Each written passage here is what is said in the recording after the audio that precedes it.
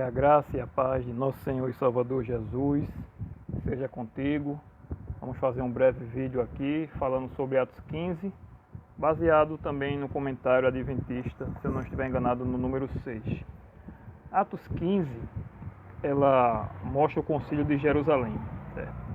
Um grupo vindo da Judéia chega a Antioquia e reivindica que a circuncisão era necessária para a salvação.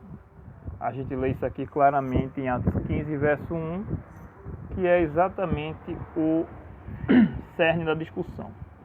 Alguns indivíduos que desceram da Judéia ensinavam aos irmãos: se não vos circuncidardes, segundo o costume de Moisés, não podeis ser salvos.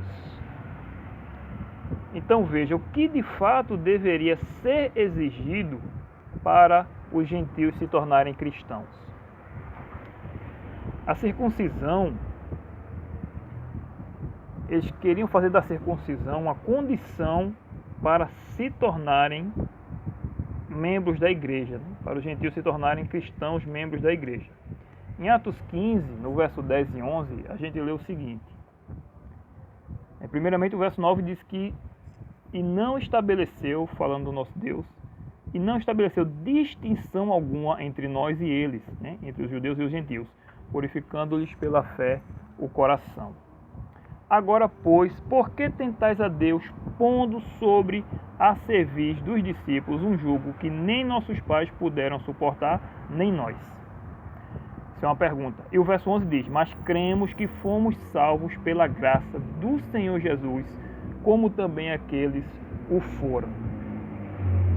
Os judeus, eles perderam de vista o real significado da lei de Moisés e a transformaram numa série de cerimônias para tentar garantir a salvação.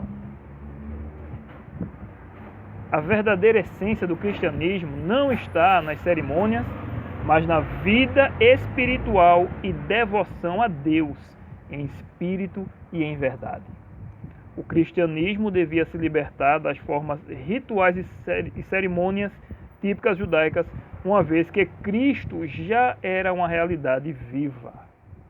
Ou seja, não fazia mais sentido os sacrifícios, todo aquele ritual que acontecia, por exemplo, no santuário. E a circuncisão, ela que foi estabelecida depois do pecado, ela era um simbolismo da circuncisão do coração. Os judeus, eles não creram no Messias como nação eles não creram no Messias, em Jesus, então não fazia sentido mais a circuncisão. E quando a gente vê lá em 1 Coríntios, mais à frente, né? 1 Coríntios 7, verso 19, é realmente relatado isso, de forma nítida e clara. Certo? Lembrando que a circuncisão não foi estabelecida, por exemplo, antes do pecado. A circuncisão só veio depois do pecado. Então a circuncisão, verso 19, Coríntios capítulo 7, primeira carta, é dita que a circuncisão em si não é nada. A incircuncisão também nada é, mas o que vale é guardar as ordenanças de Deus. Aleluia! Voltando lá para Atos capítulo 15, nós não vamos ler todos os versos, mas a gente vai ler os principais, como por exemplo, os versos 19 ao 21 e o verso 29, que é o que, infelizmente, os obreiros da mentira, eles usam para enganar as suas ovelhas leigas. Porque se você for ler esse verso 29 ou o verso 21, você vê nitidamente, aliás, o verso 20 e o verso 29, você vê claramente que nada tem a ver com os 10 mandamentos. Mas vamos lá para uma explicação mais abrangente, digamos assim. Então veja, quando a gente lê do Atos 15, dos versos 13 ao 21, fica claro que os gentios não precisam se converter ao judaísmo, as suas cerimônias, incluindo, obviamente, a circuncisão. Quando a gente lê aqui no verso Atos 15, verso 20, é dito o seguinte. Vamos começar pelo verso 19. Pelo que julgo eu, Tiago falando, Não devemos perturbar aqueles que, dentre os gentios, se convertem a Deus, mas escrever-lhes que se abstenham das contaminações dos ídolos, bem como das relações sexuais ilícitas, da carne de animais sufocados e do sangue. Então veja, 4 regras, certo? 4 regras temos aqui. A questão da se abster dos ídolos, das relações sexuais ilícitas, da carne de animais sufocados e do sangue. Então 4 regras, e aqui temos 2 observações a fazer dentro dessas 4 regras, certo? Primeira observação: estas proibições se baseiam nas leis que se aplicavam tanto a judeus quanto aos estrangeiros que habitam entre vocês, conforme está escrito lá em Levítico capítulo 17 e capítulo 18. Só para a gente contextualizar, vamos ver aqui pelo menos 2 versos de Levítico capítulo 17. Eu quero ler aqui o verso 10 e o verso 11. Levítico 17, verso 10 e verso 11. É assim: qualquer homem da casa de Israel ou dos estrangeiros que peregrinam entre vós, que comer algum sangue, contra ele me voltarei e o eliminarei do seu povo. Porque a vida da carne está no sangue. Eu vos tenho dado sobre o altar para fazer expiação pela vossa alma, porquanto é o sangue que fará expiação em virtude da vida. No capítulo 17, as leis acerca da matança de animais, etc., e a proibição do sangue, e bem como no capítulo 18 nós temos aí algumas relações sexuais ilícitas, certo? Então, isso era tanto para os judeus como para os estrangeiros. Então veja, o concílio, portanto, veja que interessante, né? O concílio, portanto, adota este modelo usado no Antigo Testamento, para que os não-judeus também obedecessem essas regras. Ou seja, é Bíblia. O concílio usou a Bíblia. Nenhuma doutrina pode fugir da Bíblia. Nenhuma. Segunda observação: todos estes 4 itens estavam associados a templos pagãos. A abstenção desses 4 itens, bem como o se afastar de templos pagãos, tornaria claro que os cristãos gentios haviam deixado a idolatria para adorar o único e verdadeiro Deus. Aleluia! E aí nós voltamos para Atos capítulo 15, e agora a gente vai ver aqui, chegando no ponto principal aqui do estudo, no finalzinho, já contextualizando, Atos capítulo 15, o verso 28. Atos 15, verso 28.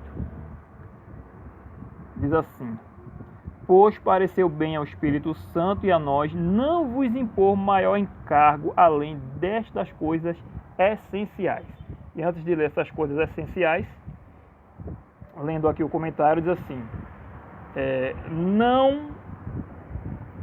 não vos impor maior encargo, ou seja, a circuncisão, a apresentação de sacrifícios, ritos de purificação e todos os atos formais que faziam parte da religião judaica ou foram acrescentados a elas, não seriam exigidos dos gentios batizados na igreja cristã. E é interessante que a circuncisão ela era realizada no 8º dia de vida, Imagine você, depois de velho, ter que passar pelo rito da circuncisão. Por isso que aqui diz, não vos impor maior encargo além dessas coisas essenciais. E por isso que o verso 10 também: porque tentais a Deus, ponto sobre a serviço dos discípulos, um jugo que nem nossos pais puderam suportar, nem nós.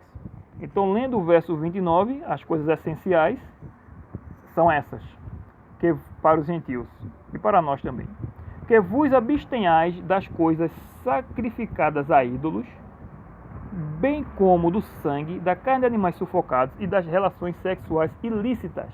Destas coisas fareis bem se vos guardardes saúde. Então muitos pegam esse verso e diz que não é mais necessário guardar o sábado.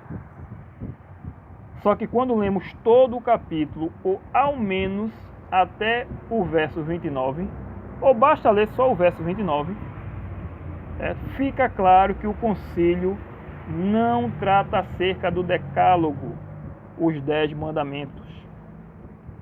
Ele não fala da adoração a Deus no sábado, bem como não fala em honrar pai e mãe, em não roubar, em não mentir, e nem fala acerca da devolução dos dízimos. Então pergunta ao seu pastor que usa esse texto para dizer que o sábado não é mais para ser guardado, se já que não fala também aqui do dízimo, se também não é mais para devolver o dízimo, pergunte ao seu pastor. Agora continuando. Estas coisas são elementares na vida moral básica daqueles que fazem parte do cristianismo e não foi estas coisas,